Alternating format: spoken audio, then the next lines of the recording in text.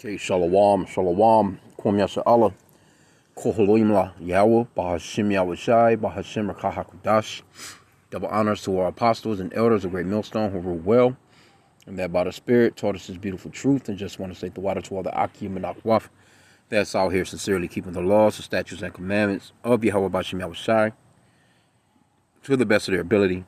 This is Yahweh Nawaf. So like you're just coming at you with another quick lesson and praying that it's edifying by the Spirit. I wanted to go off into this is from the Hill, the news network called the Hill. But I seen this yesterday on the Young Turks, and I've seen it in a few different news feeds or whatever. And when I watched it yesterday on the Young Turks, I was like, yeah, this so-called black man right here to the left, he's very poised and very eloquent, so to speak, in his words, when he's speaking to this small hat, this so-called Jew guy, that's trying to cut into him about his new book. But it says CBS reprimands Jewish anchor over a harsh Tanashi Coates interview. I'm probably pronouncing this gentleman's name wrong. Brings in DEI consultant. So this right here, it just shows you how far Esau is starting to fall, and the main tribe of the Edomites as well. That they're just starting to fall, man. You know what I'm saying? So let's get this real quick, and I'll play a little bit of that video.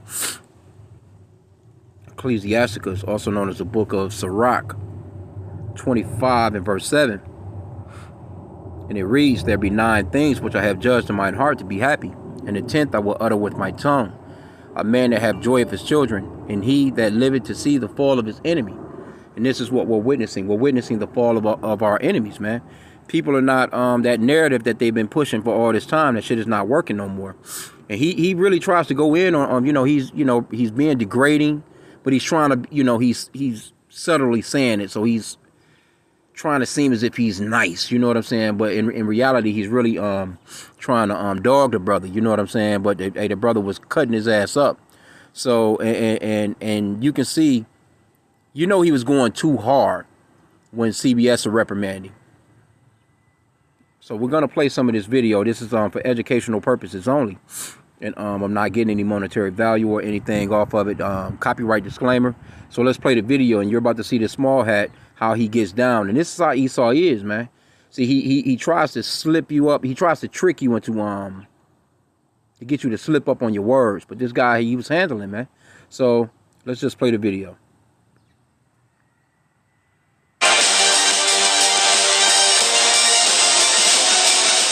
This is a crazy one. CBS News reprimanded its top morning anchor, Tony DeCoppel, over his heated interview with author Ta-Nehisi Coates over his views on the Israeli-Palestinian conflict. Let's watch.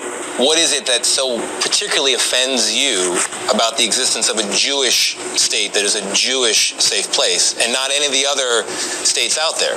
There's nothing that offends me about a Jewish state. I'm offended by the idea of states built on ethnocracy, no matter where they are. Muslim included. I would not want a state where any group of people lay down their citizenship rights based on ethnicity.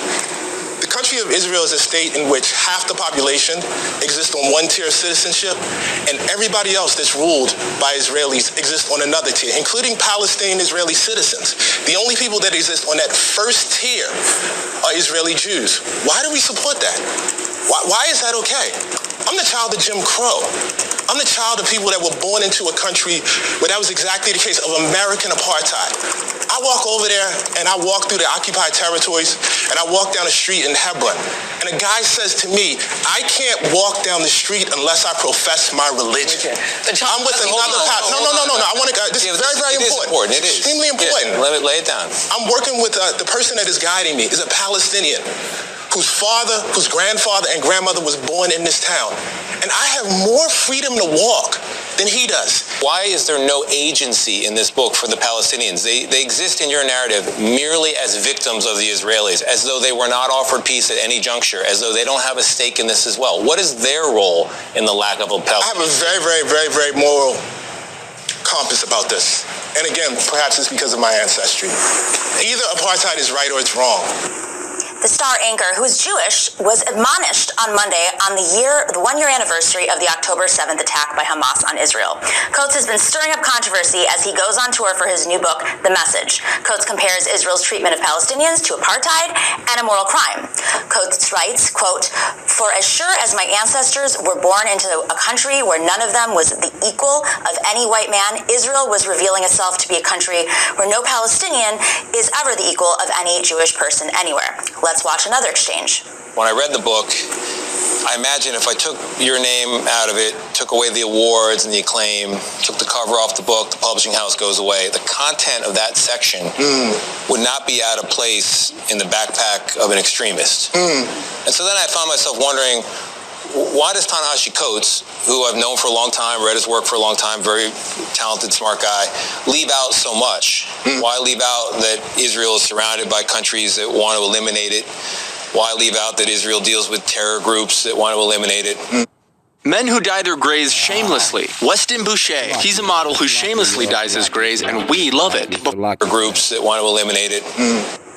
So there was an eruption at CBS over this interview. The top brass said the anchor didn't meet their editorial standards. Others believed he was doing well at his job. There is a reaction to CBS and also the actions they're now taking. Editors at the Free Press wrote on Monday, how is CBS marking October 7th? By admonishing Tony DeCopel.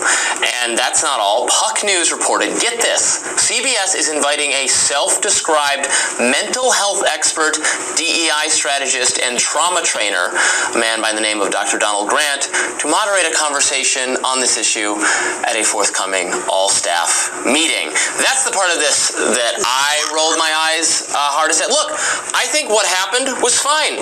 He got harsh scrutiny from Tony DeCopel. That is the job of journalists, to do harsh scrutiny, and I thought he addressed the scrutiny he was getting. I thought Coates addressed the scrutiny just fine. You can watch that exchange and decide who you felt more, affinity for based on how they had that conversation about Israel-Palestine, and that's absolutely fine. I don't see any problem with it. I don't think there's a problem with Tony DeCopel asking those questions. I don't think there's a problem with Coates fielding them the way that he did. It's all fine. It was an example of journalism. There's nothing to be upset about. And CBS, I think it's the staff is mad, is what, if I'm reading between the lines, it's always the staff. It's always this small number of young, this is the case, young woke people working at the company on Slack going, oh no, but my feelings are hurt because I had to watch something uncomfortable and somebody was actually challenged who I like, and oh no, I'm so whiny and sad about it. We need DEI, we need therapy, we need trauma dogs, we need everything. That's what's happening. Yeah, that's a stupid, very weird response to the outrage. I watched this in real time, and full disclosure, I used to work for CBS. I think that they have very strict standards, and over the years, especially with less movies leaving, they have been... Well, you see what it is.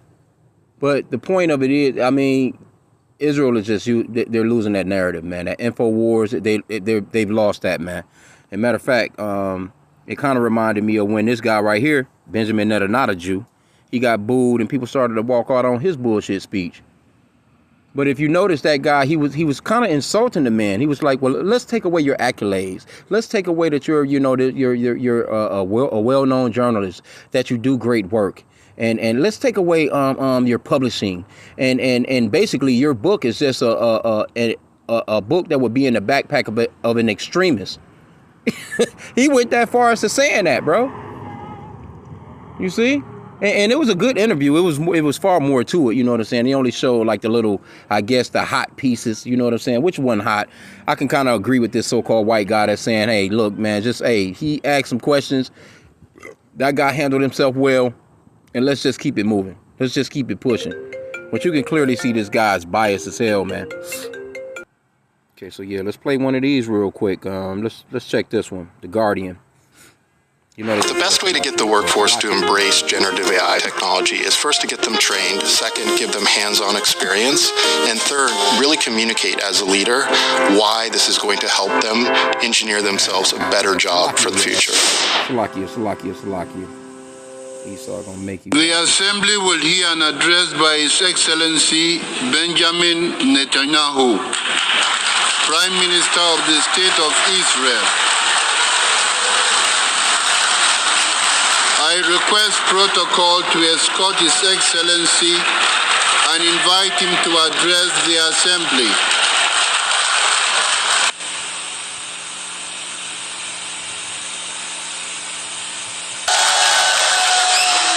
Order, please.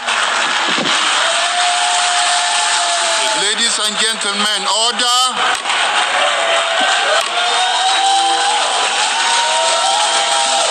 So you're never seeing no shit like this with these Israelis, man. They've been getting their way for so long, but guess what? They still are. They don't give a shit about you booing. But and also, what's that? I didn't even look into that. Slovakia. I remember this. This is from yesterday. Let me see if I can find it. Macron, the president of France.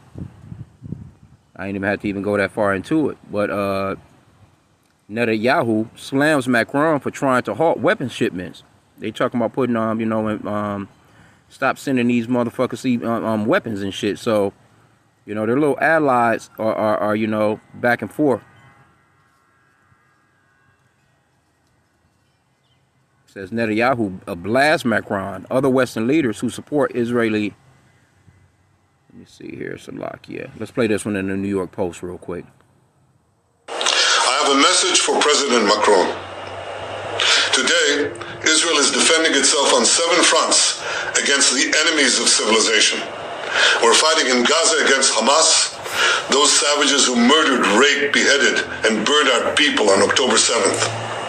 We're fighting in Lebanon against Hezbollah, the most heavily armed terror organization in the world, which was planning an even greater massacre than October 7th on our northern border, and that has rocketed Israeli towns and cities for nearly a year. We're fighting against the Houthis in Yemen and the Shiite militias in Iraq and Syria that together have launched hundreds of drones and missile attacks against Israel.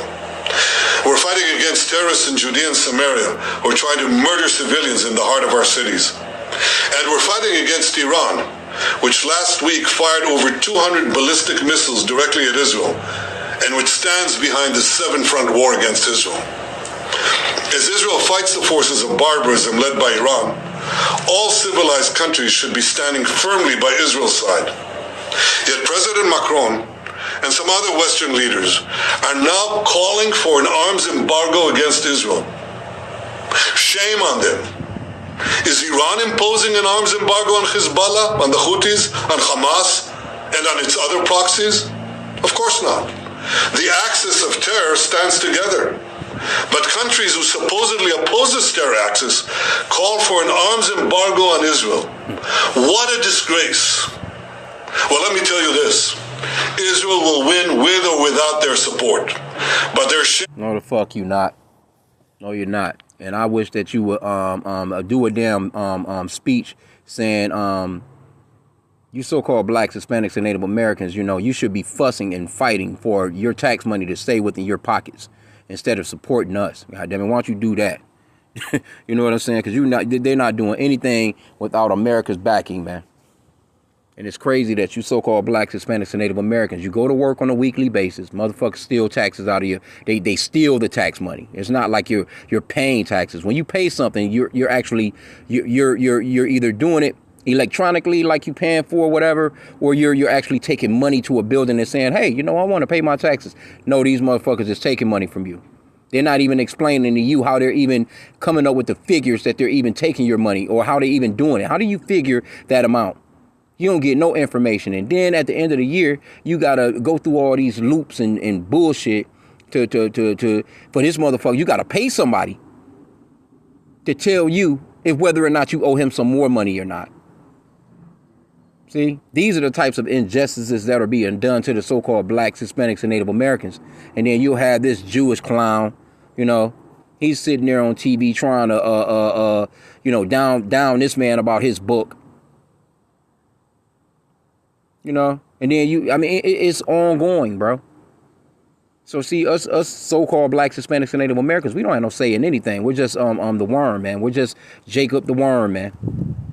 That's the reason why we need our Lord and we need salvation from these people, man. These are our enemies. That's what Luke chapter 1 explains. It explains that that's what Zacharias, he was filled with the Holy Ghost. He explained that the Lord was coming to get us out of the hands of our enemies. And these people are our enemies. And you so-called blacks, Hispanics, and Native Americans, you are the real, true Hebrew Israelites, not those people that are over there. How you fighting wars on 7 fronts and you supposedly be the chosen people when the prophecy said that there would be no more wars when the children of Israel go back into the land, roughly paraphrasing. So what we're watching is the fall of our enemy, man. And it's a beautiful thing. You know, that's a very, very beautiful thing, man. But they cut all off into this one God. Oh, I loved it, though. It was a beautiful thing that they done that.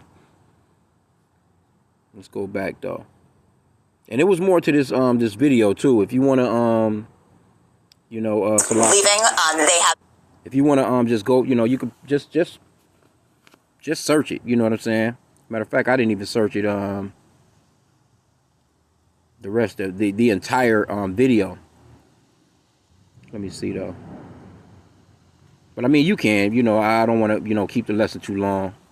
Yep, here we go. I ain't even have to even do too much. Just put in CBS. And I think it was, how long was it? Maybe about, I'm not sure exactly how long it was, but he's not able to handle this guy, man. And then again, you got all 3 of these people that's on stage. They're actually Hebrew Israelites. Gayle King, I can't think of this guy's name, but just the guy that played in the NFL there. But you got all 3 of these people are the real Israelites, and you got this one dude sitting there as if he's the actual people. And this shit, you can't make this up, bro. This is how downtrodden we are as a people, that we don't even know that we are the actual people of the Bible. This guy's sitting there claiming that they are. They would never tell you about the other 11 tribes. It's just them. The tribe of Jewish. It's crazy, bro. But anyway, though, it's all coming to an abrupt end. And you know, all praises to Yahweh Bashim Yahushua for it, man. You know this is a fall. Let me get that scripture back, though, because he's being reprimanded on October 7th, their little anniversary. You know they're going to make it like 9/11. They want you to remember. They're going to bring that. If the Lord tarries, they'll bring that shit back every year. We must remember, you know, Ecclesiasticus 25:7. There be 9 things which I have judged in mine heart to be happy. And the 10th I will utter with my tongue. A man that have joy of his children, and he that liveth to see the fall of his enemy. And that's what we're witnessing, man. So all praises to Yahweh, Bahashem, Yahweh Shai, Bahashem Rakakwadash. And it's going to get, you know, they can only... Let me get this one, too. This is, you know, the reason as to why they're going to come down with great wrath, man. Revelation 12:12. Therefore rejoice, ye heavens, and ye that dwell in them. Woe to the inhabitants of the earth and of the sea, for the devil is come down unto you, having great wrath, because he knoweth that he had but a short time. See, they have a short time. You can see that they have a short time, because what they used to be able to do, they can't do anymore. These Americans, they don't want their money being sent there no more. They used to be in all support, 100% support of Israel. Even your regular, you know, not all of Americans, I wouldn't say it like that, but, you know, mass majority, especially these Christians. You know, they're 100% behind Israel, man. But now they like, fuck out of here, man. Stop sending my money over there. Why are you sending all our money over there? You know what I'm saying? And we got our own people here. We got our own problems here. We're dealing with immigrants at our borders. We're dealing with, matter of fact, now these storms, and they're not really saying how many people have actually really died, because they no telling. But you have a whole nother storm that's about to come into play. Category 5. And the Lord about to put some more whooping on them sundown towns, man. But they're looking like, nah, stop sending our money to Ukraine. Stop sending our money to all these different places, man. We need our money.